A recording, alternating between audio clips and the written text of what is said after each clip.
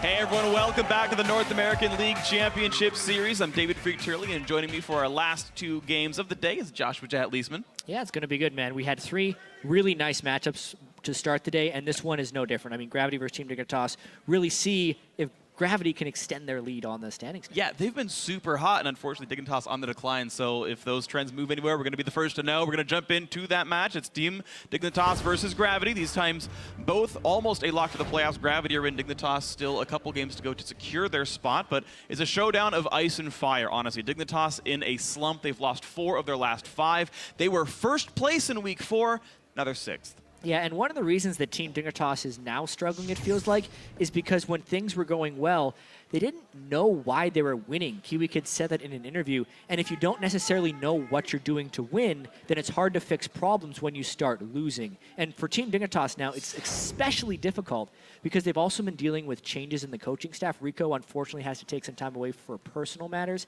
and over now will be Coach Brokenshard from their Challenger squad. Yeah, so I did talk to Brokenshard. He says that Rico is still involved, but they need a little bit of help here, so he's going to be here. He's coaching Dignitas Europe, the challenger team who's currently undefeated, so at least he's got some kind of a good pedigree this year. But, of course, on the other side of this matchup, it's just everything looking absolutely amazing for Gravity. They are currently tied for the Split's longest winning streak. This Split, that record, with 6 straight wins. They also are holding on to first place. Team Liquid, their biggest opponent, just lost a game a second ago. So these guys are nearly a lock for a playoff bye. Yeah, and we mentioned earlier, they are through the toughest part of their schedule. So Gravity, they should have smooth sailing ahead if they can just remain consistent. Another small thing we want to keep our eye on is how Gravity handles this new patch, whether they do a Say to Devour jungler, what items they build in the mid lane, because they've been one of the more unique teams, but now we're going to kind of get an idea of how adaptable they are and how quickly they try and take advantage of changes. Yeah, we'll be seeing if it's a fun one for us. So,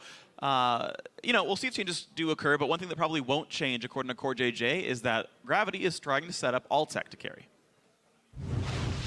알텍이 그 팀에서 지금 후반 캐리를 완벽하게 맡아주고 있다고 생각하기 때문에 초중반에 나머지 팀원들이 이제 게임을 만들고 후반 돼서 알텍이 좋은 포지셔닝이나 공격적인 무빙으로 되게 게임을 잘 캐리해가는 것 같아요. Yeah, honestly, Altec has been one of the biggest boons. I remember when we first talked to Bunny Fufu about the change in 80 carries, he said that Altec was better than Cop specifically at the laning phase, that he would have to learn slightly better team fighting because Cop was so safe. But it seems like Altec's just grown so well in the position, and he's been everything that Gravity's ever needed from that role. Yeah, highest damage in the league for his team, and also playing safe, so two thumbs up. 2 thumbs up for Altec. If I had a third sum, I'd put it up there as well. But we're going to check out the starting lineups. And on the blue side is Gravity here. Top lane, Hanser. Jungle Move. Mid lane, Keen. Altec doing great on 80 carry. Bunny Fufu on support with Coach Cop. And on the red side here, we have Team Dignitas. Gamsu in the top lane, Helios in the jungle, Shifter in mid lane, Core JJ, who we just heard from on 80 carry, and Kiwi Kid on support with, new this week, Coach Brokenshard. Coach Brokenshard here. He's actually had some really interesting things to talk about. He was telling me about his challenger team and the crazy things they're trying out. They had played some Zyra mid, and they've been ready to bring out a bunch of crazy things. Maybe Dignitas will get to challenge Gravity in the interesting picks department. Right now, just Shifter just decided he was going to learn Anivia and Zyra for the mid lane when he hasn't played them all year, and it's just going to be a different Dignitas. Unlikely. We'll see. Very unlikely. Good prediction, Freak. Yeah. Do that. Straight away. Please don't. All right, but it's going to be a fun one, absolutely. Gravity only a few games away, sitting at 11 wins, only a few games away from guaranteeing a first-round bye in the playoffs. They, I think, only need to win 2 more to guarantee that for themselves. That's about the right number for this one. We'll see. But we're going to see what happens in picks and bans. Azir, Kalista still off the table. We are on 5-13. Those nerfs to Kalista have not seemed to make her less popular than before. Still seeing her plenty. I mean, so much about Kalista remains true. Being able to pull your support out, ridiculous objective control, slightly less scaling, but people weren't necessarily taking Kalista to 6 items anyway, so even if it does change, it'll take a while before that happens. Main thing I want to point out is the smart Nidalee ban by Team Dignitas. I feel like that's been one of Move's most successful champions, but it does obviously leave through Shen, which will most likely be going to Bunny Fufu. That's true, and Bunny's been an absolutely great Shen support here. I actually want to know if Move can play more carry-style junglers with his Sightstone rushes. Devour junglers typically wanted to farm a whole lot, and If you're running around warding, that might delay your Devourer spike, so we'll see if there's any other carry junglers he wants to play here. Meanwhile, Dignitas able to grab up a couple of great AD carries. Corki seems next in line behind Kalista and Saber, so that got grabbed. Helios gonna be just fine on Rek'Sai. Yeah, some nice quick lock-ins there by Team Dignitas as well, showing some confidence on the side right there. I mean, Corki's been a priority AD carry pick kind of across the globe in the last few weeks. Some hypothesis for that, obviously. Corki's always been pretty strong in the laning phase, but games have been trending downwards in game time, so we're seeing some more mid-game power spike-focused teams, and Corki is huge for that. I think the real reason, Chad, is that Worlds is coming, and Worlds wouldn't be complete without Corki being popular, so I think it's just something in the air. When summer and fall comes around, Corki just, everyone wants to play him again. It's the one true reason. The one true reason. Worlds is coming, Corki must be played, but next in line, we're going to see the same matchup yet again. Tristana here seems to be a great laner. Braum also to join in. And block some of the poke that would be coming out from Corki. Braum coming in as an anti-poke in a lot of different team compositions now. It also means that we're going to be seeing Shen in the top lane, so no more Buddy Fufu support Shen. The Trist as well is a lock-in that has been seeing more popularity lately. I had prophesized previously that Tristana didn't really have many areas of strength, wasn't winning the lane, but if you could get a lane swap and kill the turret, she's good at being a demolitionist. And it really feels like those small windows of power are what people are trying to take advantage of when they pick Trist. Yeah, absolutely. And we are sitting on 513, so the Runeglaive had those small changes. Doesn't apply Ludens or Ryleys anymore, like an Ezreal queue, but it feels like we're still seeing a lot of AP Ezreal. And you talk about Trist, I want to talk about Braum. I feel like he's both good and against AP Ezreal. If you consider that champion very popular, Braum rises in stock. And maybe it's a setup here. Even just last night, Mad Life played Braum against an AP Ezreal and was just consistently blocking the Ezreal ultimate again and again. Very effective. Incredibly effective at that. Jinx is another one you can helpfully block. But yeah, anything with a pass-through nuke just tends to get really wrecked by the Braum shield, but we're not going to see it on the Gravity lineup. It's going to be a bunch of dive, actually looking much more like the old Gravity from last split. Whole bunch of damage out in front. We've got Vi picked up here, and it's going to be, I guess, mid-rumble then for Keen. Yeah. And the real question will be, do we see Sightstone Vi from Move, or will he break his streak of building a Sightstone in every single game? This also creates an interesting matchup for Shifter in the mid lane. Keen loves to throw people off by bringing different things into the mid lane. He's brought Rumble into the mid lane, I believe, once this split already, and it was one of their defeats. It was against CLG in week 3. So Shifter, he's going to want to keep his distance and just try and farm out. We'll see what he does. Well, looks like keeping his distance could happen just fine with Ahri, and Rumble being a little bit low mobility means getting picked on by Rek'Sai. Ahri is definitely a possibility here. To the ecology. He's just like, click all the A champions, go down the letters. Got Brand for a second. I don't think that's going to be very likely here, and we are going to see the Ahri mid in from Shifter. This was a champion we haven't seen him on a lot in the recent past, but one of his higher impact champions that we used to see back in 2014. I still remember his famous win over TSM back when he was on Coast. It's true. When he was hard carrying on the late game Lichbane Ahri. But either way, it's going to be a high mobility assassin mid. And we got to see Incarnation play this in our first game of the day. He was 9-0 on Ahri. Ahri is one of the champions who can see a comeback on this patch, most likely with the Rylai's Crystal Scepter. It applies to 40% slow on most of Ahri's abilities. So this will be a very interesting matchup to see if Shifter can break through the somewhat bruisery AP mid. Not as many squishies on this Gravity team as we saw when Incarnation played Ahri in the first game of the day against his opponents. As always, an interesting draft phase when you have Gravity in the picture. And now we get to see Shifter on Assassin. We get to see Shifter on an Assassin. I'm a really big fan of that one. We'll see if he can break himself out of his normal habits of just playing very passively in lane and not making many waves. He used to be a much more aggressive player. We'll see if that happens here. Both coaches. Brokenshard told me he wanted to do a funny handshake with Kopp, and Kopp didn't want to. Didn't happen. Yeah, apparently Brokenshard wanted to be a memer, and Kopp was like, I'm going to police that. We're going to shut this one down. No memes allowed in the Rift to me. I thought Broken said he was done with memes. No. Let's be real. That's never going to be the case. Brokenshard is never done with memes. But while the teams load onto the Rift, share your thoughts and share your game spoilers with us. Tweet at LL Esports. Let us know whether it's going to be hashtag GVWin or hashtag DIGWin to take this game down. I'll be the picks to your Lulu heart. I love that. Thank you guys so much. We're here into the game. Gravity versus Team Dignitas. I'll be the picks to your Lulu, so you're always near until she throws you onto someone else. But then you come back. eventually. I mean, 6 seconds is not exactly a long time. All right. Welcome Sure. to Summoner's Rift. Do you remember the, it's not a useful reference. It's too much of a stretch. Gravity looking to set up a brief death brush early on in the game. See if they can track any of these level 1s, and I don't think it's going to be a risk for really anyone here. All right, and they go to the jungle. Okay, so Keen tracks Shifter, and the resulting 4v4 Gravity push in and will not kill that Trinket Ward. And Gravity has had some 30 seconds. incredibly until clever minions level spawn. ones in a lot of their games. Great jungle starts, oftentimes just letting move start out ahead of the enemy jungler. This time, they're pretty standard lane swap type wards where they just brute force invade to get the deep wards.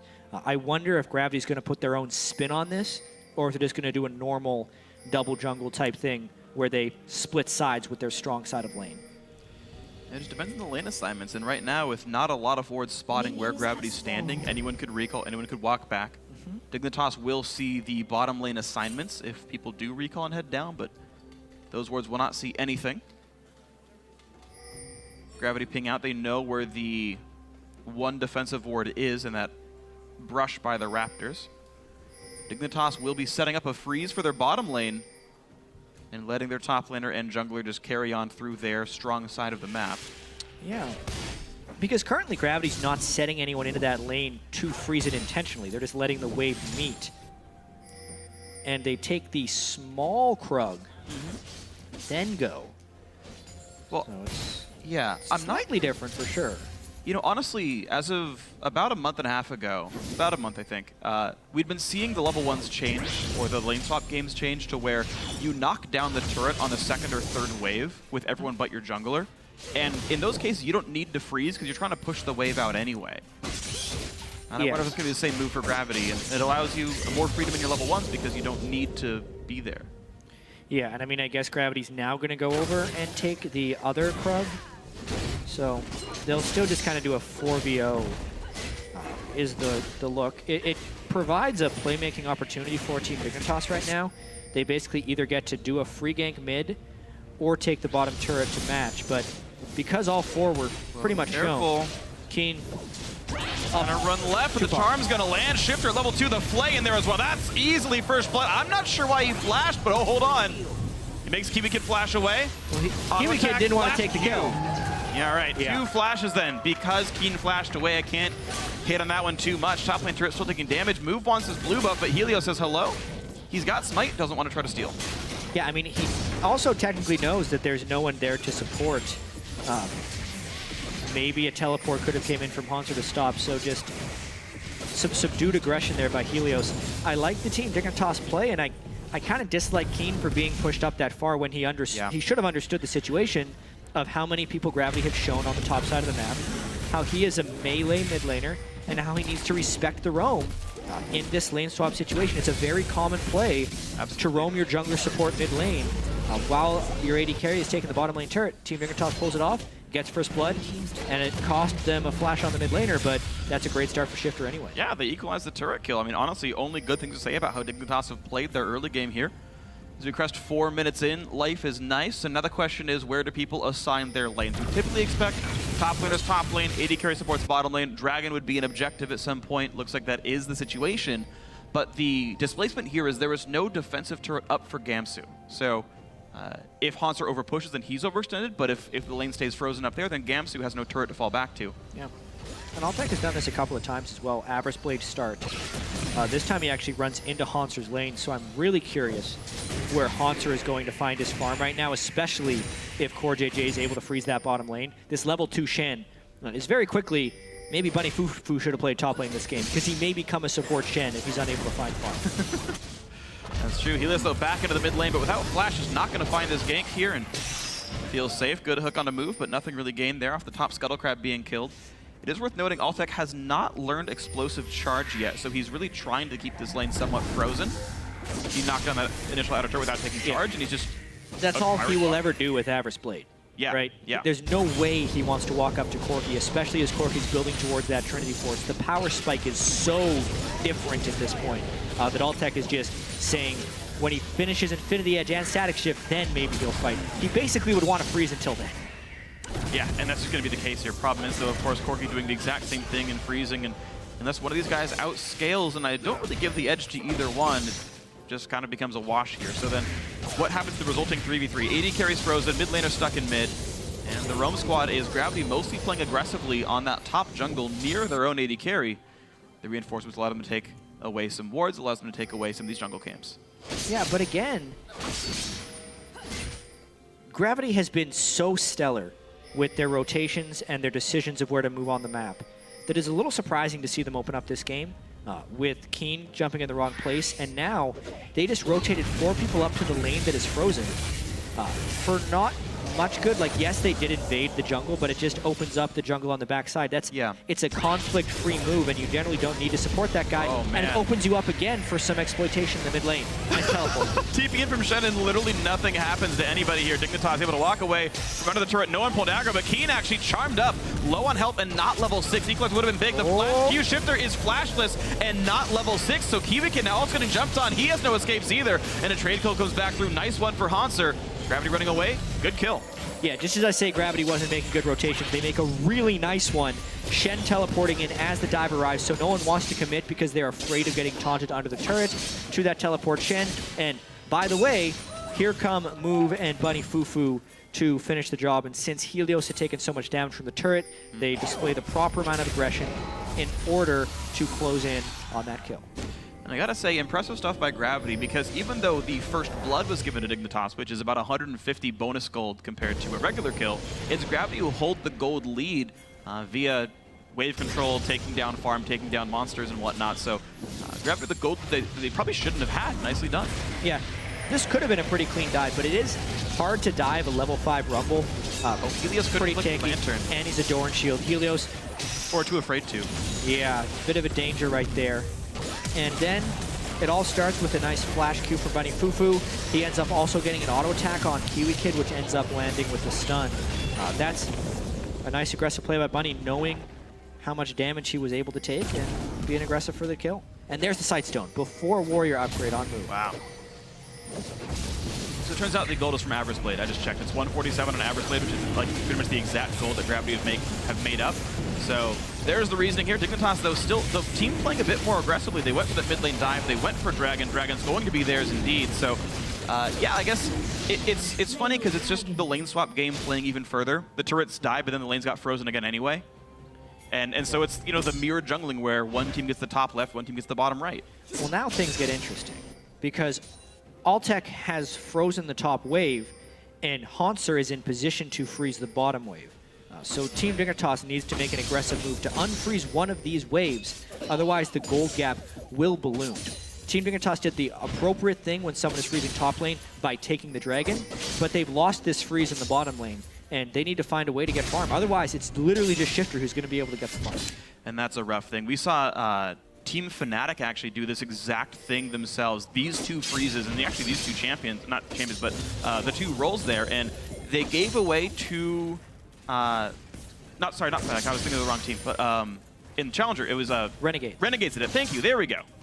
Got it together. Renegades did Advanced Coast, a team that was previously undefeated coming into that game, and they froze for 12 minutes straight, gave away 2 dragons, and then just won with a gold lead from their lane farm. So the question is, how well can Gamsu do this? How well can Dignitas break these freezes? Yeah. Well, the game now is all about Team Dignitas. They sent CoreJJ in the top lane because he is in a power spike, knowing it's just an Iris Blade Altec up there, so he can still farm. But the problem is he's in a very vulnerable long lane. So basically, if Gravity wants to maintain this farm advantage, they need to be able to gank people when they push past their comfort zone on these lanes, and they just haven't been able to do that. Move unable to get in position before CoreJJ can shove out the lane. Move might try soon. He's not far from 6. I don't believe he'll get it off of this Scuttle Crown, though. They're not worth a lot of experience. Gotta check to make sure, but without the ulti, it's gonna be... Oh, he does! Just barely enough experience. And that means game on. Probably dead. That's exactly what Move needs to do. Ulti, Shen ult as well. Braum shield just because. And there you go. Hanser gets the kill. Nice pickup right there. No real defense at all, and no wards.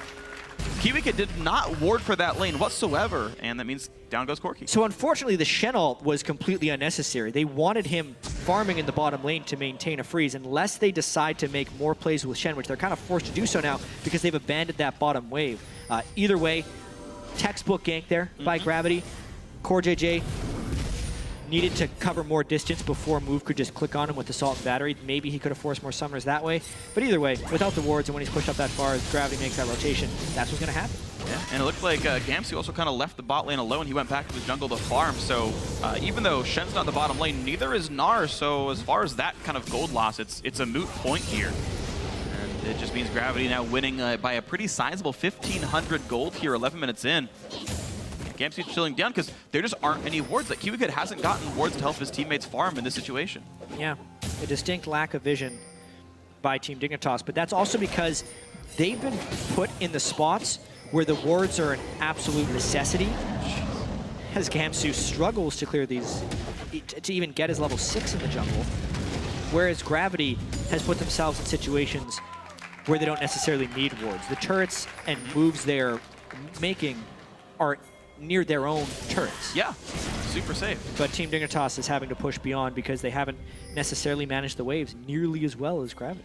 And even smart by Move here to actually smite his own wolf to get that the vision there, just to make sure tricky things don't happen behind this turret that Altec is basically soloing, or was. But now the entire team switched to the bottom lane. They want to knock down some turrets. They feel like it's good enough with the BF sword and pickaxe in, and this will be the second turret kill of the game. Dignitas do, to their credit, answer this. So as far as like major map moves go and objective calls, I mean, Dignitas are fine, but the micro kill sort of situations just tends to go Gravity's way. Absolutely. And as I say that, this happens. Good flash, good knockup, good everything actually. Shifter though, missing the charm, but the second half of Q should be enough. Gets the kill indeed. Both deaths Keen. Yeah, very unfortunate overheat timing there by Keen as well. It would have been nice to have an equalizer due to the duration of that gank. Also to maybe flash within turret range so that Team Dignitas takes turret fire. He flashed out of turret range, which allowed Team Dignitas to fall into a safe dive zone. Nice dive by Team Dignitas, though, to make a play. They need to force moves to get these waves under control. Yeah, and honestly, I do have to say that, you know, for the lack of wards, though, Dignitas are still doing a great job of actually finding these ganks and really pressuring these champions out. The Wolf Spirit, to the credit of Dignitas, like the Wolf Spirit saw those guys in the top jungle, and then Keen once again failed to respect the fact that there were people to his left-hand side that could wrap around his turret. So maybe some missteps here by him, but bot lane tier 2 did go down during all the craziness, so Altec knocked that down himself. Dignitas, of course, knocked down mid-outer for their gank, so we still see more or less a trade of objectives, just one that was worth more from Gravity. And we're now 1 minute away from Dragon spawning up on the map, and look at the money. We can have a finished Infinity Edge or Zerkries for Altec, and Trinity Force also ordered in for CoreJJ, so both these AD carries actually pretty much online. Altec also maxed his rapid fire, so he'll be full attack speed coming into this. It'll be a very important thing to track in this match, just Altec's ability to stay in the back line safely versus Team Dignitas' ability to kill him. Team Dignitas, in their last 6 games, has not been able to kill AD carries. Worst pace in the league. They've only killed opponent AD carries a total of 4 times in the last 6 games. Ouch. Or roughly 7% of their team kills have been on opponent AD carries. And it's with Team Dignitas playing fairly dive-heavy team compositions. Yeah. They really haven't been able to kill opponent AD carries, and they've been getting crushed for it. That's even more important against Gravity, a team that relies on Altec for more of their damage than any other team in the LCS, and also one of the safest AD carries as far as a death perspective. Only Piglet has died fewer times than him. And now Altec also has a good start, so that could be the decider in this game as we go for the next Dragon. We're seeing a whole lot of damage come out, though. This dive could come around. Second Dragon picked up. Kiwikid taking a whole bunch of pain, but the target switched over. Move just gets evaporated for that one. And we're going to see the chase continue as Hanser does manage to knock down Kiwikid, but Gamsu, whoa! Massive Gnar ultimate right across the bow is the REQ, and this could be the exact fight Dignitas wanted. A quadra kill for Shifter. Red buff is on. Charms up. Good flash by Altec with the flash Q. Got him. Pentakill for Shifter! A 14-minute pentakill for Shifter, now all 7 of Team Dignitas' kills. What just happened right there? We said Team Dignitas needed to kill the AD carry or they'd have struggles. How about they just kill everybody else and leave Altec completely on his lonesome? That entire fight, though, I think was made by Gamsu's Gnar ultimate. I cannot wait to watch that again. It looked like he got a 4-man stun and he caught Altec mid-rocket jump. It was just beautiful. So the Dragon taken down, right? Trinity Force, Spike, AD carry. Luden's done because the Shifter's kills also makes him big. So first off, Team Dignitas forces the Dragon. They knew they had to teleport in with Shen, so Team Dignitas jumps on this fight early. Equalizer doesn't actually get them that low, and then Gamsu sat on this Gnar the whole time, right at the end of his Gnar bar. I'd say a poor jump there by Altec, but just amazing timing there. Without that Gnar ultimate stunning that many people on the wall, this was a close fight that Gravity was looking to clean up. That's why Altec was rocket jumping in. And then Shifter, knowing he still has the flash, just crushing. What does he have now? He's going, looks like he's going Rylai's with those next 2 items, but he is huge right now. And if you want to kill an AD carry, a 7-kill Ahri is a pretty good start. Yeah, I'm going to say that's pretty nice. So Dignitas, I mean, really capitalizing on the fact that they got Shifter ahead. That's 2 kills they got from in the laning phase, from Keen disrespecting the gank potential. Well executed by Dignitas. And then, yeah, having items sooner than you're supposed to in that team fight made a very large difference. So a lot of scary champions, cooldown boots. The choice for Shifter, interestingly, just kind of tracking as builds change in 5.13 with the AP item changes. He'd you know, dodged Merlinomicon and got cooldown somewhere else. This is an aside. I've seen a lot of Ahris go with cooldown boots. Froggen did it in the playoffs last year in Europe, a totally different set of circumstances. He actually had a 6-item build with no magic pen whatsoever, and you can kind of get away with it on Ahri just because of the true damage component on the Q. Obviously, magic pen will be more damage overall, but if you're just worried about the rotations of your spells going through and through, because of the true damage, magic penetration is slightly deprioritized on Ahri, and they're going for Ahri. The hard dive by Shen, but move gets blown up. The Warrior Vi just not tanky enough, and another Q comes through. Gamsu gets the kill. Unfortunately for Shifter, he's got assists now, but still 100% kill participation. This is looking like Team Dignitas from a couple of weeks ago, 4 weeks ago, when they were on that winning streak and they took down Team Liquid and who else was it in the same week? It was very impressive. Team Solomid? Yeah, they took down I'm ruining the point. They took down Impulse and Liquid in the exact same week. And with Shifter on this Assassin right now, Gravity is trying to make these aggressive plays with Mu, but they're just running into a powerhouse in Team Dignitas. Shifter is just getting stronger and stronger, and Gravity isn't making the clever play. That was a brute force play, and those only work when you have a lead. Yeah, and unfortunately the lead is just not here. Warrior enchant into Sightstone move does not have any MR at all until he just bought the Null Magic Mantle, so a squishy Vi unable to dive the far ahead Ahri, even with the Shen shield on top of him. So the comp, I guess, would have worked, right? Shen, Vi, Rumble ulti on top. People That's blow the up, idea. but Yeah. definitely not happening here. So great execution so far by Team Dignitas. The kills have gone out of the right places, and we now sit at, I would say, a small lull. Dragon off the field. Turret's probably a bit hard to assault, and those lane freezes we saw earlier are not mattering much anymore. Yeah, and what specifically happened with Team Dignitas since they picked up Helios is when they get a lead in the game, they have very decisively closed out games in quick fashion. They've had trouble actually getting the leads, but in games where they are able to do that, Helios' shot calling has been so on point. Oftentimes, Shifter has fallen behind in lane. Other people are struggling. Gamsu hasn't had the hugest games. But this time, Shifter was 20 CS up at the 10-minute mark and then picked up a pentakill. So he is the one that created the lead with the rest of Team Dignitas, and now it will all be about how they close, which they have done well in their victories. All right, Dignitas looking to close this one out in not the super near future. We're only at a 3,000 gold game, or a 3,000 gold lead. Not the biggest, but certainly one that matters. It's been Dignitas setting the pace pretty well. Dignitas picking some very good fights for themselves. Already some very deep wards. Helios even warding into the base before they're even ready to assault these inhibitor turrets. So interesting choice when you only get to put 3 down at a time. Meanwhile, Gravity putting some deep wards of their own, running to track the movements in the top jungle. Yeah. Want to check in on Shifter because he is the Super Fed member, 8.8k gold at 19 minutes 40 seconds. But he decided to go with Zhonya's instead of the Rylai's that we saw Incarnation build earlier. I like that because he's getting Vi ulted every single time. He's Yeah, the only good target. You can Zhonya's the Vi ultimate, and then as soon as you come out of Zhonya's, you just dash around, which that's most likely the logic for this one. And we'll see if Move can, in the future, then outplay that with his own Q, knock the dash, taunt from Hanser. Like maybe there's second-tier combos that come out, but still a risk. Gravity look for the death trap. They're not going to find it, though.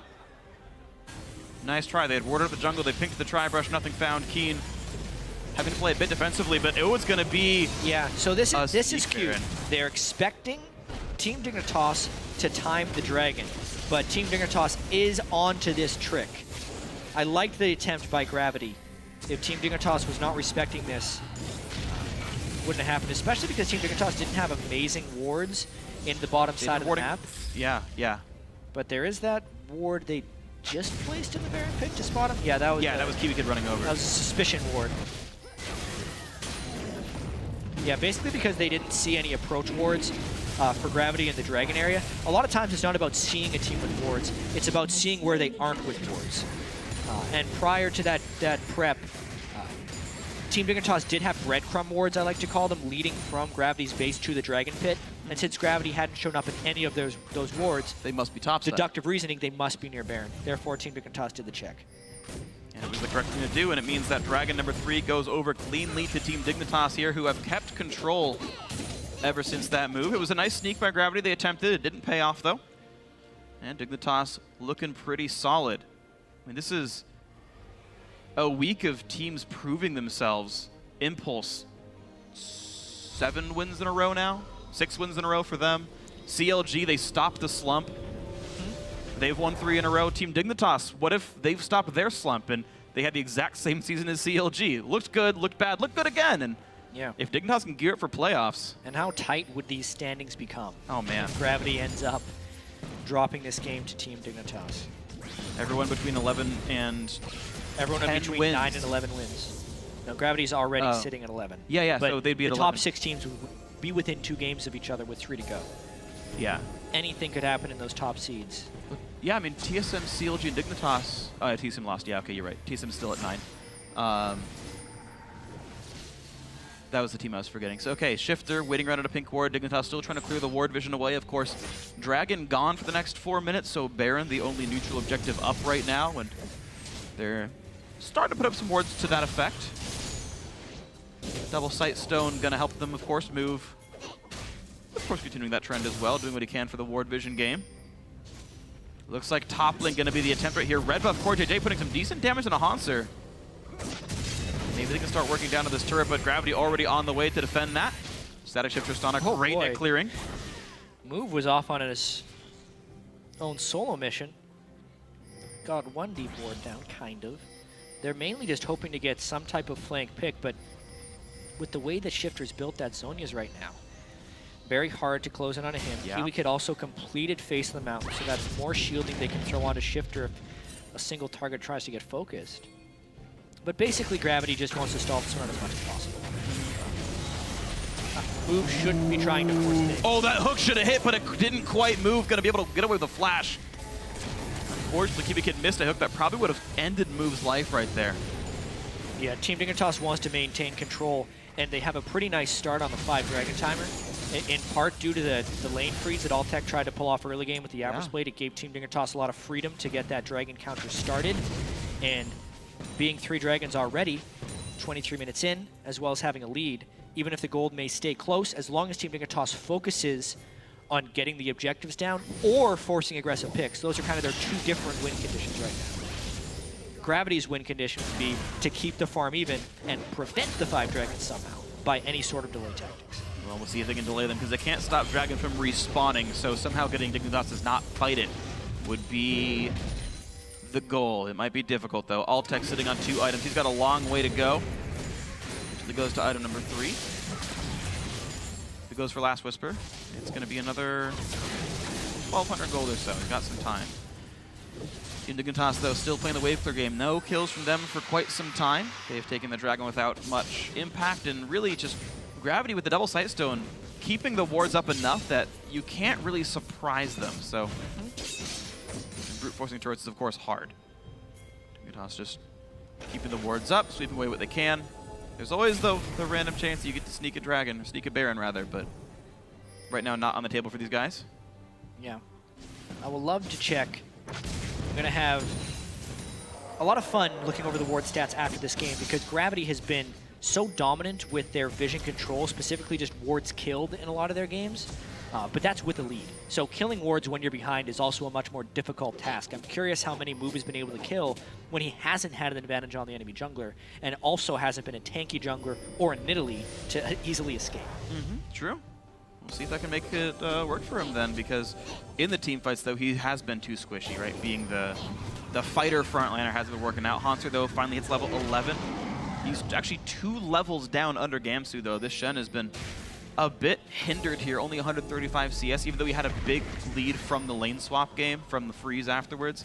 It's Gravity putting all their eggs in the Altec basket, 247 farm on him. Everyone's like walking out of the lane and saying, Altec, here, farm this, be level 13, the highest on the team.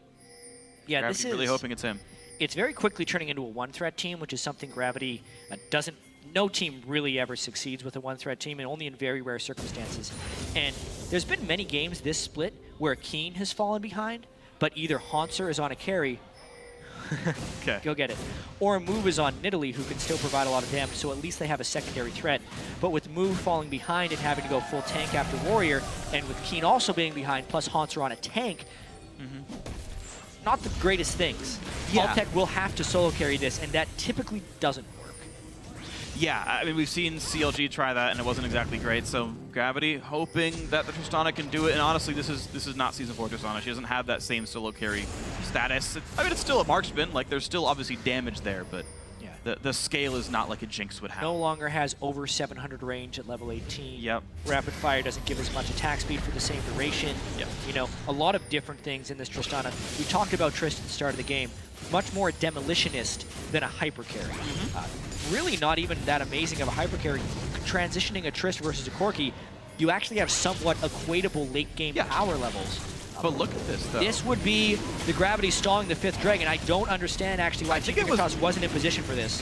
It felt like bad recall timings. Okay, this might does come through. A nice knockback from Tristana. Altec trying to run. Bunny Fufu tanking it, but he can't. Forced to flash away.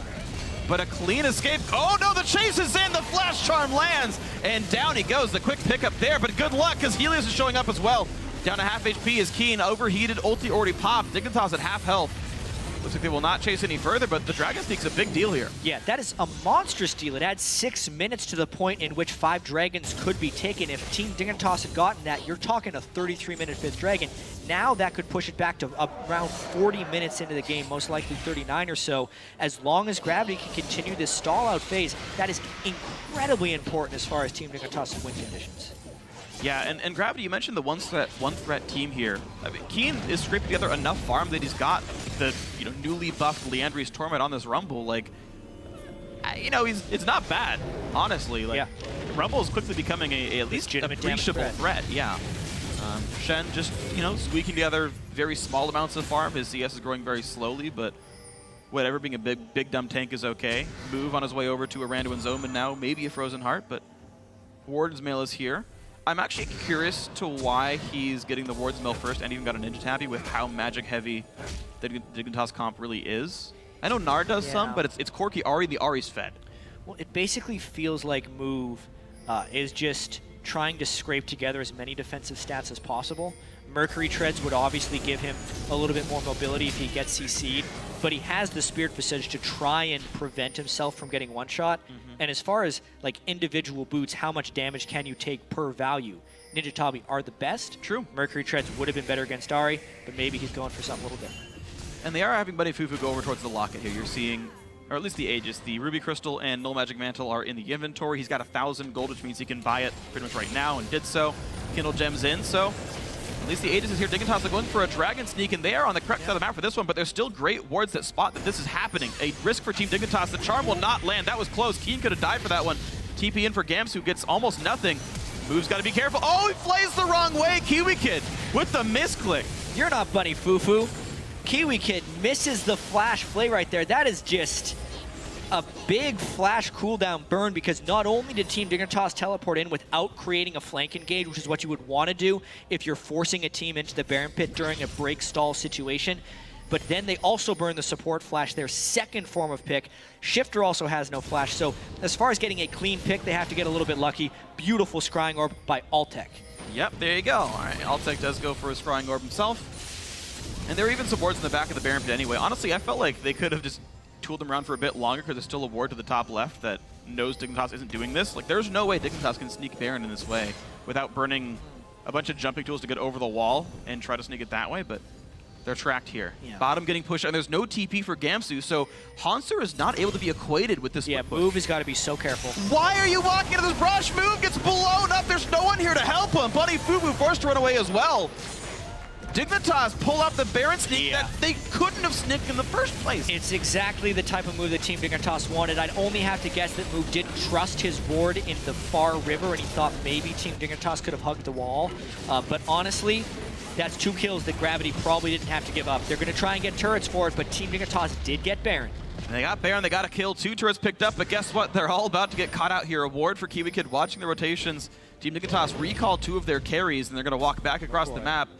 Kiwi Kid a bit by himself, going to jump right onto him. He took the long road, the rest of the team took the short one. That's a really big misplay again. You take the high road, I take the low road, and I'll die to 3 people without you? Is that how the song goes? That's roughly how the Kiwi song Kid, goes. That was a really unfortunate play right there. He needs to either stick with his team or have backup. They knew there were 3 people there, and now Team Dignitas tries to get a rotation, but they will be 4v5 if they overstay. Well, they don't overstay for too long, it looks like, because they're going to knock down that tier 2 turret, get their 5th of the game.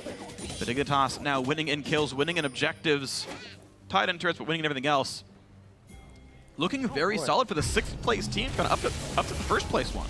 Yeah, I mean, the thing is, with a 14-minute and 50-second pentakill on your Ahri, I was expecting Team Dignitas to close this game a little bit smoother, or even at least be able to extend their lead significantly. The Baron is a nice step towards that, but they haven't controlled the 5 dragons, and this point coming up now may be kind of a make or break point of whether they start losing their advantage. Keen is becoming a secondary threat. Shifter still has that massive lead, but Altec is also getting more and more powerful. Team Dignitas needs to either force a fight here or create the 5-dragon timer, and they are in position to do so. Baron buff to either force Gravity in, and if they win a fight, they can win the game off of it, or if Gravity doesn't come out to fight, a 4th dragon. Yeah, 4th dragon. Prep is all that matters here. And I'm going to see them try to do it. There we go. Scrying Orb used by Core JJ to make sure their warding is safe. The double Sightstone members running around and really just littering this southern jungle with wards here. It's going to be almost impossible for Gravity off of their 3 sweepers, only one of which upgraded to get rid of. Seems unlikely here. Hanser unable to really do much in the last set of fights there. Still sitting on his teleport. Gamsu still doesn't have his, but good luck outsplit pushing a team with Baron buff. Summoner teleport used to show up in the mid lane. Down to half already. Hook onto Hanser. Well timed. This turret's already halfway dead. Yeah, and with Dragon in 14 seconds, I feel like Team Dignitas will move their priority to that now. Teleport down, Shen can still arrive. A very interesting move here. I think Team Dignitas is going to want to rush the Dragon, but Gravity is going to try and pull them away from that. They're trying to just trade an objective however possible. Let's see what Team Dignitas responds with. Oh yeah, top lane tier 2 certainly to fall, but looks like only a few members used from the bottom lane to knock this one down. It's just the Rek'Sai and the Corki, the rest ready to defend and make sure at least the inhibitor won't die, but these guys stop to clear mid away. Almost a split call here. We're seeing kind of late recalls, but Corki's already going to be there. I guess with Baron buff recalls fast anyway, so not difficult for them. Actually, the right attribution of resources as mid's shoved in, and Gravity's going to lose that farm. Yeah, so now 39 minutes and about 25 seconds is the moment that the 5th dragon will be spawning. Still relatively early on into the game. Yeah.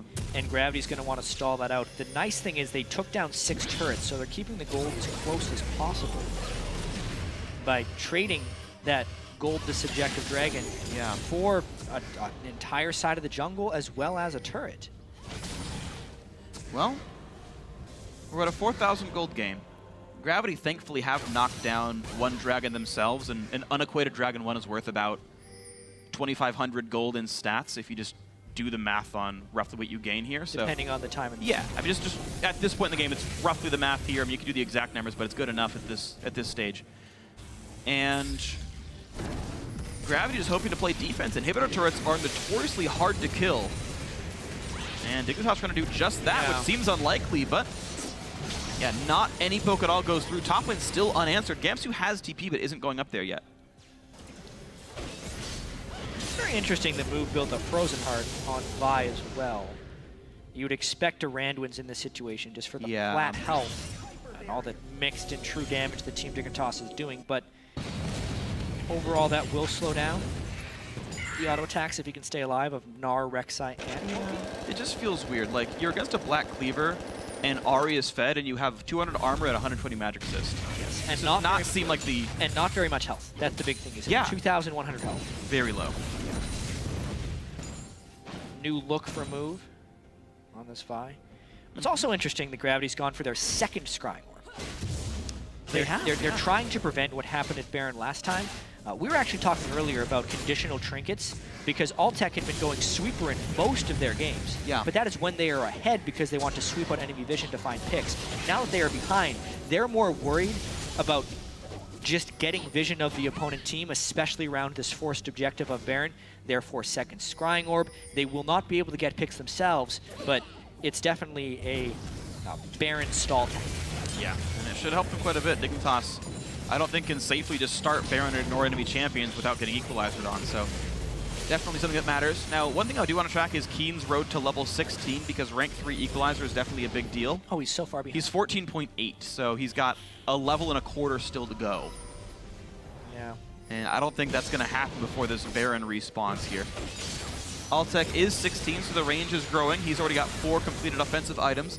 Is going for a QSS or Banshee's last. Oh, wow. Bunny Fufu half HP without even landing all the skills. That'll do it. Yep. Shifter at 682 ability power. Getting up to that max item, just one more. That'll happen when you have 7 kills at 14 minutes. Yeah.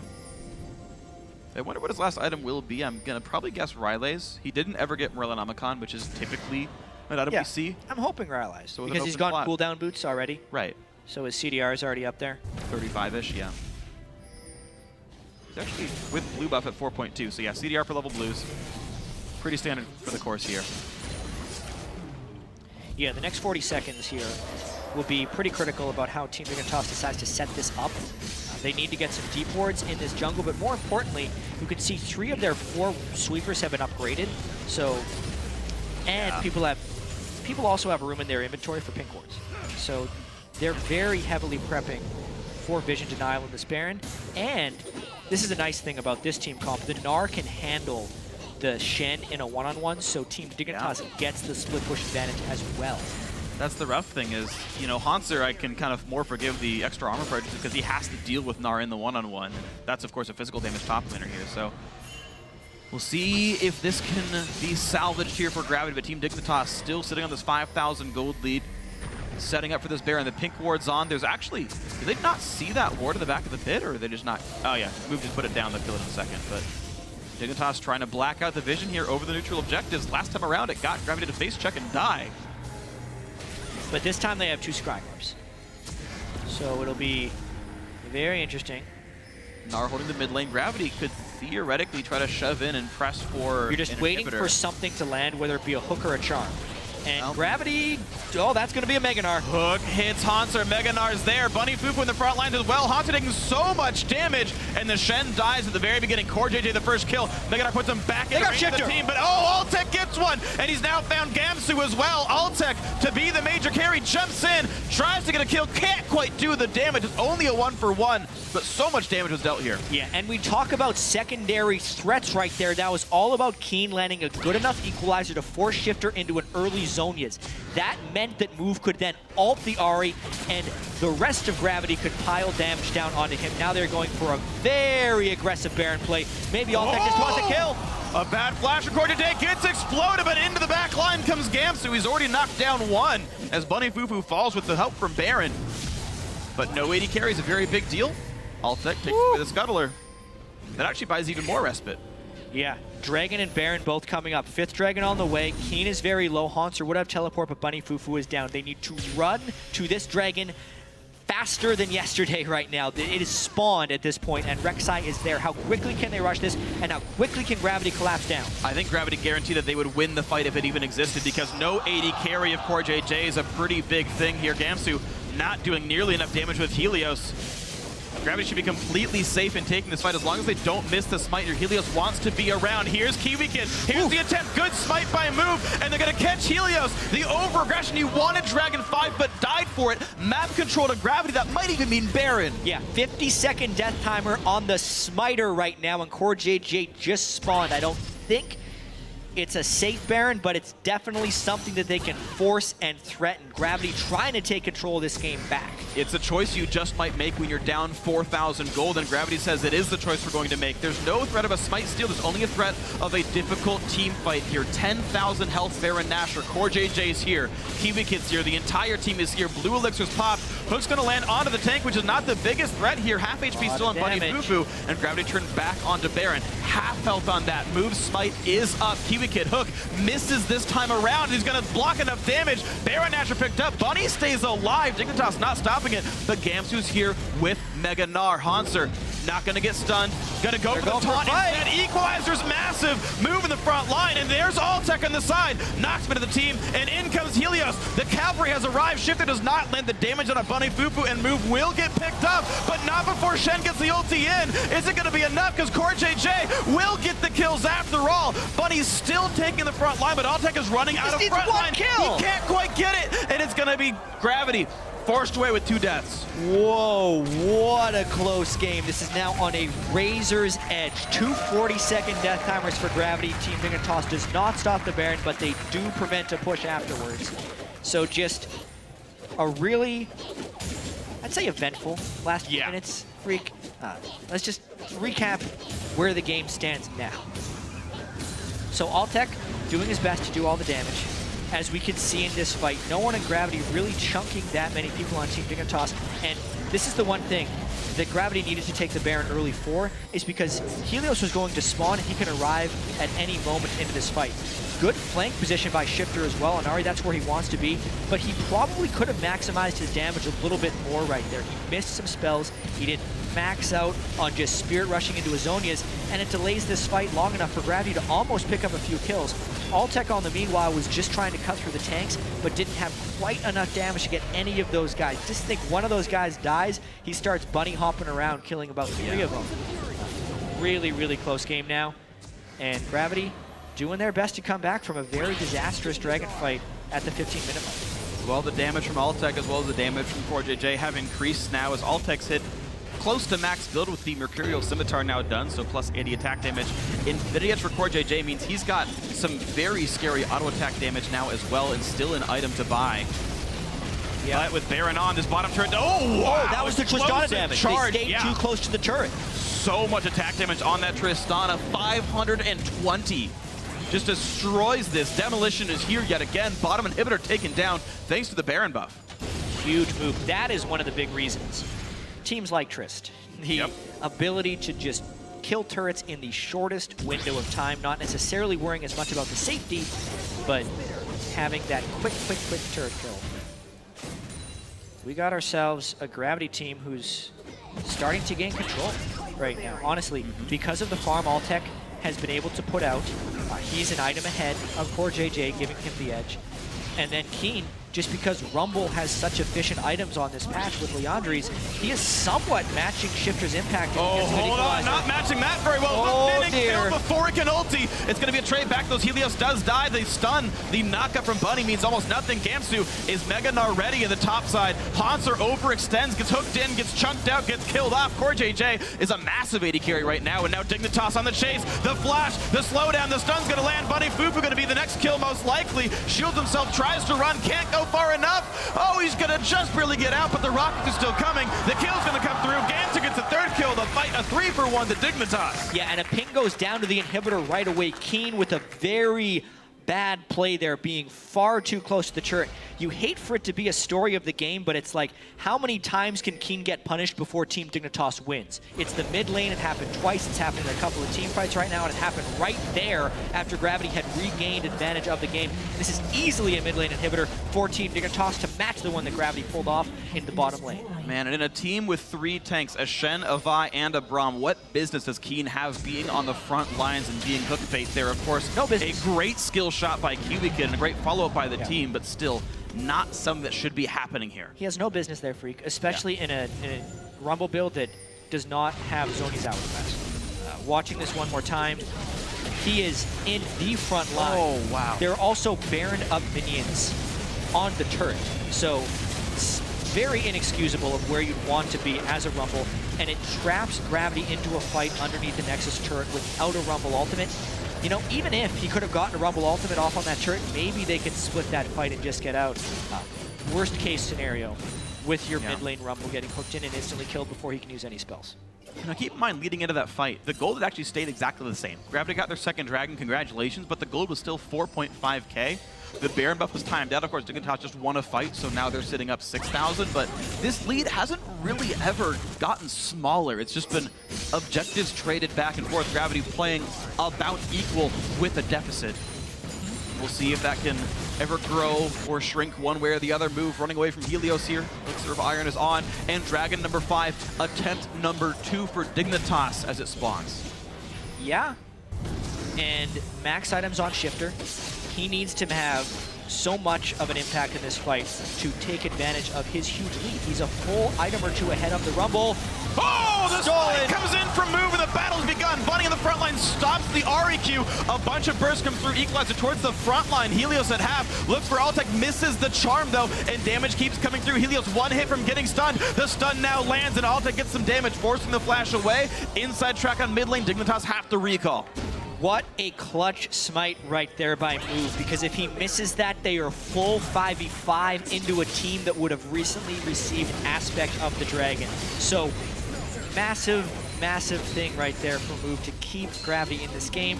Because they couldn't get any kills, they just push out the wave, and we go deeper. Gonna need another water for this game. Yeah, I already drank literally a half liter just now. We're gonna keep moving. Baron is in 46 seconds. Gravity got the last one off of a pick on Helios, and the resulting 5v4 worked out okay. Gravity now still swallowing a 6,000 gold deficit. There were no kills in that last fight, if I recall properly, so it was just a movement speed buff being acquired, and Move winning the Smite Wars so far. It's actually his... I think he's not lost a Smite War yet to Helios in this game. So they've had about 2 or 3. Maybe a sign of things to come. Altec is more than maxed item. He's sitting on 1,800 gold right now. He'd also sold his ship for a Phantom Dancer, so he should actually be giving the farm over to Keen whenever possible. The only problem with that is Keen has to put himself in somewhat risky situations in order to farm the waves. Very true. Therefore, we see Altec CS grow and grow, nearly hitting 500 before the 50-minute mark. So crazy, crazy pacing on his CS. Yeah. And one of the big reasons it feels like Team Dignitas isn't back in this game is Shifter's being very protective of his positioning. Despite being fairly tanky with his Zonias, he's not providing any threat onto Altec. The one time they've killed an AD carry this game was when they killed everyone else first. But if they really want to do this, they need to either get some type of hook onto the main damage source, Gamsu needs to get in there, or Shifter needs to force him back, because nothing is really stopping Altec from free hitting in any of these fights, which is keeping it extremely close. You know, when you hit an item build like this with a lot of attack speed, the steroids mean a little bit less since you just got so much baseline threat. So Tristana is still going to be very effective. Core JJ did go for the making of a Banshee's Veil last item, so a slightly lower ceiling as a champion. This is not Mercurial Scimitar. He needs defense against the Rumble Ult. Yeah, well, that means it's attack go to the top lane. Altec, high offense here. This turret nearly going to go down. Doesn't mean E is on cooldown for a few seconds. He's saved rapid fire though. So far, no way in for Team Dignitas. Turret goes down. Gravity able to walk away pretty safely, but it's still in contention. There's no wards watching Dignitas run through here. A bit of a risk, but not punished. Yeah, they're split up though. Kiwicked has a chance to catch a flank. The high road, but the low road not hooked though. Flay will land. Hanser uses his taunt to get away. A few seconds cooldown on that one. Candle Gem to help that cooldown stay short. Bit more poke from Gamsu. Mid lane and Hip still dead. A giant wave is barreling down the mid lane that Gravity needs someone to answer. It has to be caught. This gives Team Dignitas. It gives Team Dignitas the ability to go in and get vision control, but there's not many wards left in the wake of Gravity's rotation, but there's that Scrying Orb. They have 2 of them. Will we see a fight here? There was a ward in the pit anyway. The Scrying Orb seems like almost a waste of a cooldown here, but Gravity able to hook back to the front line. Oh, close one. Kiwicked facing his 3rd hook in a row here, or at least dodged by Gravity. Mid lane, though, still pushing on its own. The middle inhibitor is back up, and it's getting slowly whittled down by some minions. Yeah, with Meganar right now, though, really Gravity wants to just hold out a little bit longer. They do not want Gamsu to be able to Mega Gnar them right now. As soon as they see that mini Gnar, maybe we see Gravity go, and Helios was still on the Baron. And he's at half. Bunny Poo Poo tanks a charm, takes a bunch of damage. Shifter cannot quite find the way in. Now he's going to look for it, forces the flash, and there's the equalizer. Box comes up, Hanser taunts up Gamsu. The Vi comes in as well. They will knock down Gnar. No, he walks away. Yes, the charge gets him. Mid inhib is dead. The minions took that down, but the chase continues. Altec wants in. He's not going to find it. A 1-for-0, but the base is getting attacked from Gravity. This is so tense right now. The Baron minions are providing pressure, but Gravity does not want to withstand this Baron. They know they have a death timer that they want to exploit.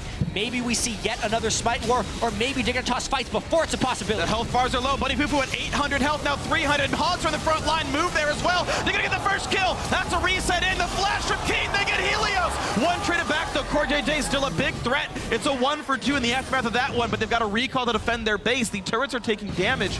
Top exit turret down below half. Yeah, turrets are safe for the most part. They did lose their inhibitor, and Altec is just showing everyone how fed he is. The problem for Gravity is he is not getting any more fed this game unless he sells his boots, in which case his mobility will decrease, so the overall effectiveness is negligible. This is a game freak. Yes, it is. 51 minutes in.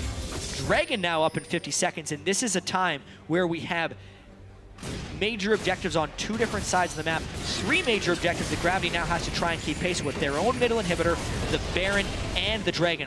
Any of those things going to Dignitas could spell doom for them. They start off before one becomes a problem. There is low vision. Core JJ tried his best to stop it. There are still death timers on Team Dignitas. Making his best Piglet impression. The TP comes in for Hanser. The Smite got to come through and easily picked up. That goes Baron number 2 to Gravity, and they've caught Gamsu, who TP'd in on the top side by himself and gets picked off for a very greedy teleport. Map's okay for Gravity. Dragon's up in 12, and Dignitas are there first. It would be unreal if Gravity could pull this move off with 3 things they have to defend against. They just got the Baron.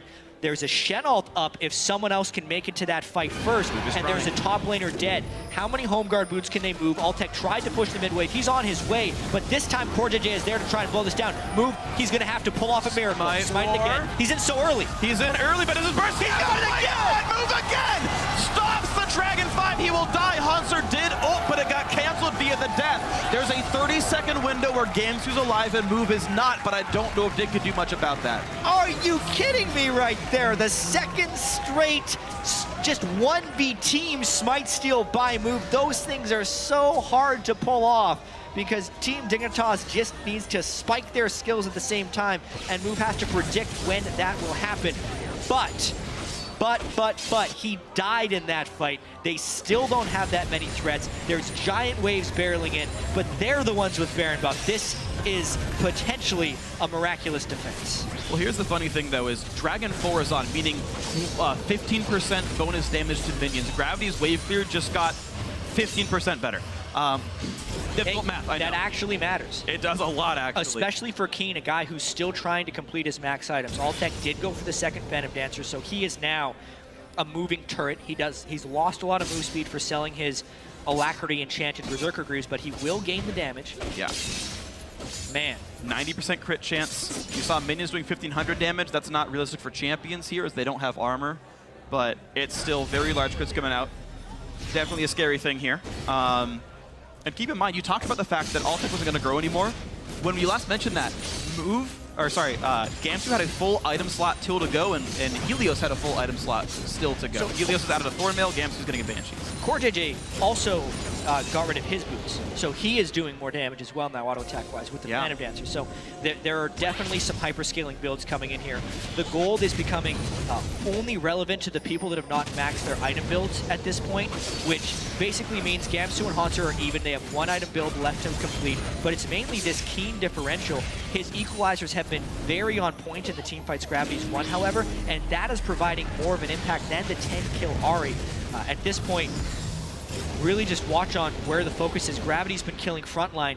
Dignitas has been trying to do the same. This game will end if anyone gets backline access before the tank line goes down. 430 damage per second equalizers from Keen. Lasts for 5 seconds. Also applies Leandry's. 1,543 damage crits on the minions there for Altec. Yep. Because of the bonus he's being granted from the Dragon buff. I mean, it is Very scary here. Now, Gravity hold on to the mid lane because that's where their inhibitor was dead, and they need to make sure that stays unpushed. Team Dignitas able to easily play a defensive line right here, though, and you can see how low Gravity are to actually start something off here. Yeah, it's a danger. They know they don't necessarily have the strength. Their initiation is questionable move. He gets the Shen ult when he jumps in, but he can only be so tanky. He's actually going for a damage item as his 6th to go with his Ruby Sightstone. Move also needs to trade in for Cinder ult sometime soon. Tank stats definitely should matter a lot for him. At this point, 10 armor pen means nothing. Oh, the hook hits Bunny Fufu, though. That's going to be the way in. And Bunny gets dropped at the very start. Can't even put out Unbreakable. Out goes Gravity. Out they run. But Gensu pulls one back in. And goodbye, Hanser. It's a tanky Shen, but not tanky enough. Move chooses to go in, and he buys time. Altec picks up a kill. Stun comes through. Shifter comes in. Look for Altec. Does a ton of damage. And the chase down comes in. Team Dignitas. Ace Gravity. They get the hook.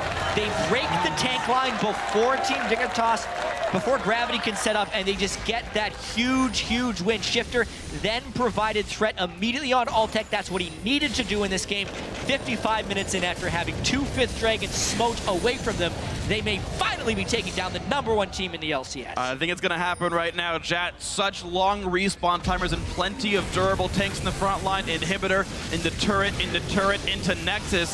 Dignitas, I think, for sure have done it here. From 6th place, they had fallen so far. They used to be the league leaders. They used to beat the top teams. This time around, maybe Dignitas back on an upswing. They take down the #1 team in the North American LCS, and Dignitas getting in shape just in time for playoffs.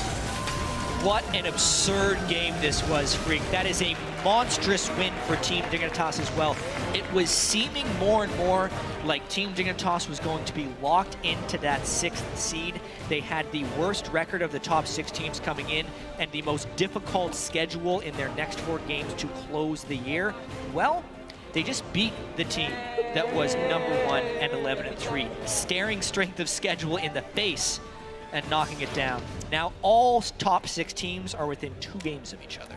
Yeah, how strong can your schedule look if you beat the #1 team and you're like, yeah, who's the next comer? I already knocked down the top dog. Like, yeah, who wants me now? TSM. TSM wants him now. TSM's gonna want him. TSM, honestly, in a sort of opposite direction of Team Dignitas, of course. Dignitas for so long had been a bit too slow. They got their wins because someone screwed up or because Gamsu hard carried. So congratulations, one of your players went off. But this was the first one where it felt like they earned it every step of the way. Lanes got frozen. Dignitas pushed in mid. They got so much gold in a shifter. Kiwi Kid landed so many hooks. It's a player who like kind of could only play Annie. You'd ban Annie and Kiwi Kid wouldn't do well. His Thresh, decent, but this game definitely amazing. So many picks landed because of these hooks, because of these charms. Hey, Broken Shard. Undefeated. Nice debut onto the scene. He gets to watch this game. It was definitely crazy, Freak. The Dragons being smote away 2 times in a row. It would have felt crushing if Team Dignitas lost this one after a pentakill at 14 minutes and 48 seconds. Probably the earliest pentakill we've seen in a North American LCS game. Yeah, I think so.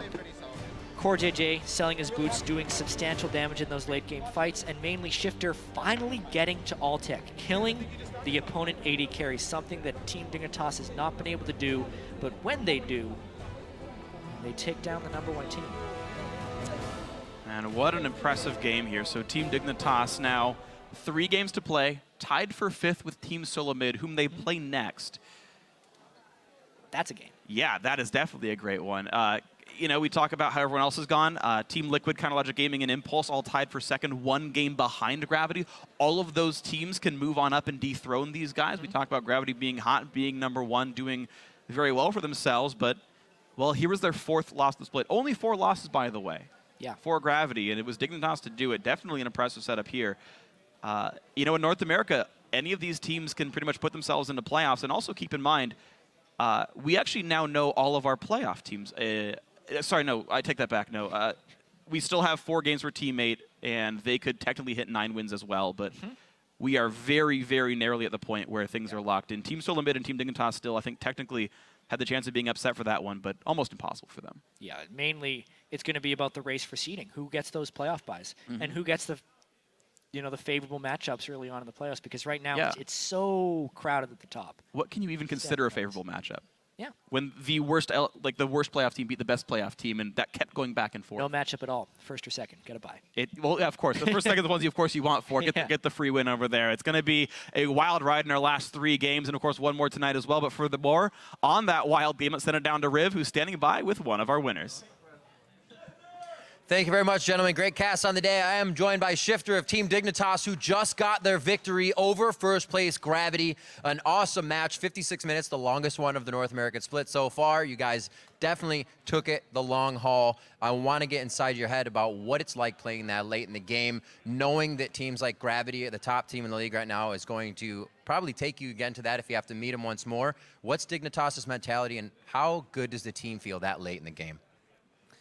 I mean, we were like pretty confident because, well, we're not confident because we were losing dragons. We were at 4 dragons for a lot of the game, and they just kept getting it. Move was smiting it really, really well, and you can't really mess up against Tristana because Tristana will punish every mistake, and like she's just probably the best late game carry. So we just played really cautious, and just don't let Tristana get a reset.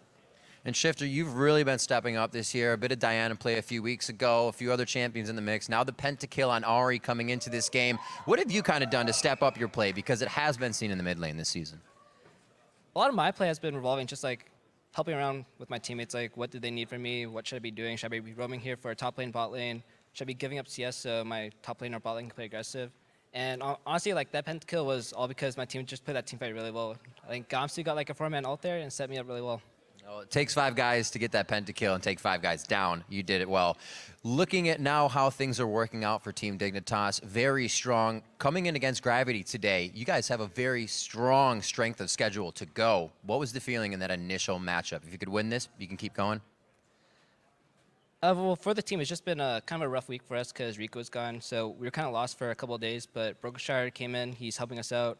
And, playing without a coach is honestly really hard for a team. And we're just lucky to have a backup. And, this win for Gravity, it really is a confidence booster because we weren't doing too hot for it, like during practice. So it really helps us for this TSM match coming up. So how do you think now the team, why do you think they adapted so well with kind of the quick change of coach there? Pardon, who? Why did you think the team adapted so well with just kind of a quick change of coach? It was gone for a while, but it seems like that aspect of your team really allows you guys to flourish in the game. I mean, honestly, it's just having a authority figure in the house, like having a 6-man to kind of regulate what's going on in scrims, what should we be practicing, instead of, we're just randomly going to pick this, pick here, and hopefully it works out. It's just someone to have practice going smoothly. All right, and I mentioned strength of schedule. Final question, TSM, CLG, and Enemy to now finish. You guys have one of the hardest lines of matches to do. How are you feeling about them? Well, after this one, I'm feeling pretty good, but, it's going to be really hard. Everyone's playing really well. It's like the clinch for the playoffs, so... yeah, everyone's working hard, and so will we. Sorry. All right, well, the pentakill shows that. Congratulations on the win. Best of luck in the rest of the season. And we're going to throw it to the analyst desk now to break down the rest of that game. Thank you, Riv. Crazy high-octane back-and-forth game there. Our longest of the year, actually, as well as being the game where Kiwi hits the 1,000 assist benchmark, totaling to 1,016 at this point. And he hits the hook to win the game. Right? So he hit everything he needed to. Yeah, exactly. That seals the story, right? That's the game you want to get your 1,000 assists on. But now as we jump into the game, I actually immediately want to go to our replay, which is 14 minutes into the game. Huge gnarl that sets Shifter up to carry this game.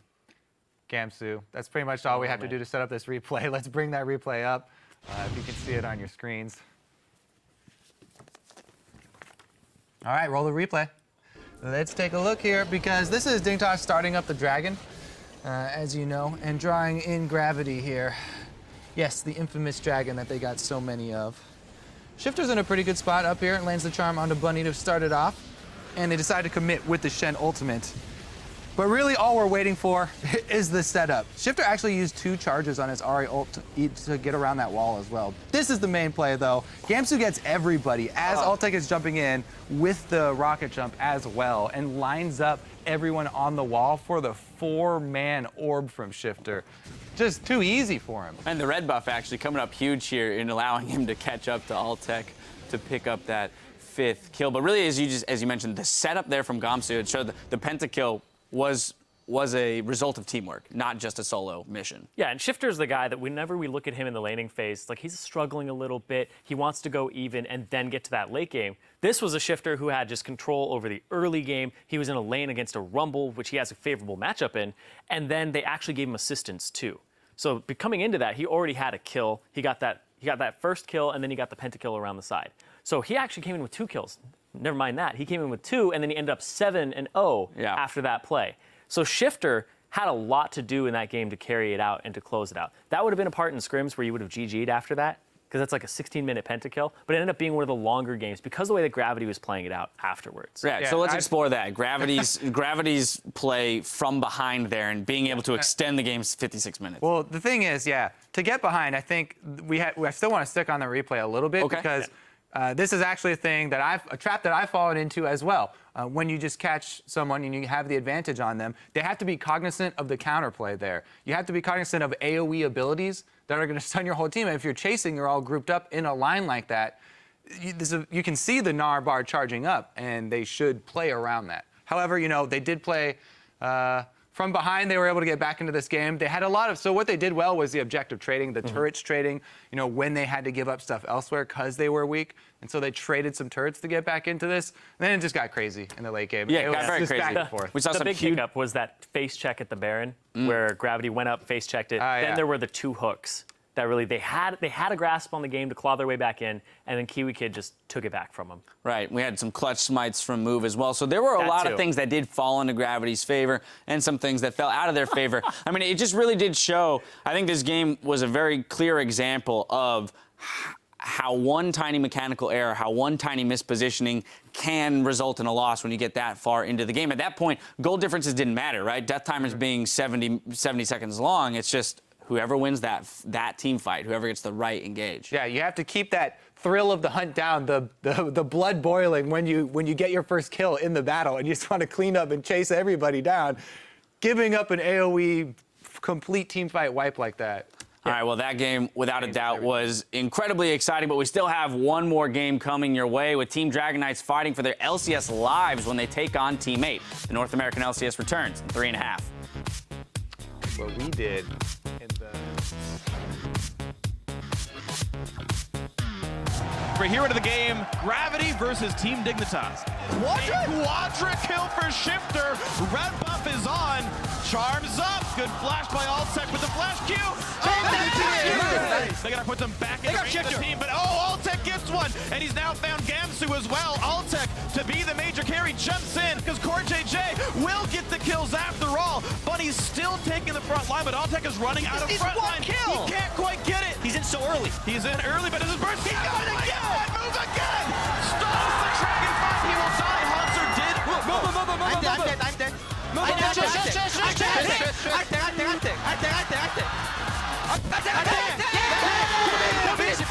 Finish. Okay, let's go.